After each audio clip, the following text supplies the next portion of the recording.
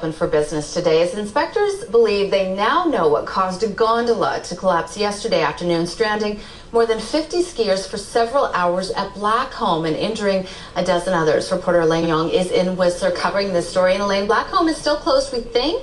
Well, actually, we have heard just recently that it has been reopened, at least the main lift from the bottom of the Blackcomb Mountain up to the top, because they have had to shut down the entire mountain while they've been doing inspections. They did a first round of inspections overnight, second round this morning, and as they finish doing that second round of inspections, then they are reopening the lift. So we do understand at this point that at least one of the main lifts on Blackcomb is now open, but they aren't fully open yet. Whistler is open for business as usual, though there are some of the lifts higher up on the hill that aren't open.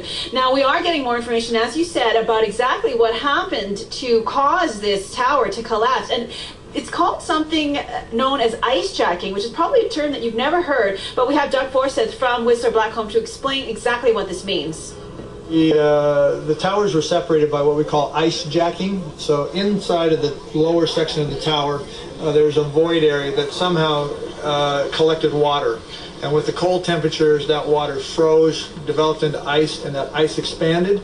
And that broke away the weld of the flange that is on the top of the bottom tower piece and the bottom of the top of the tower piece. So those two flanges were welded to the tower sections and then bolted together.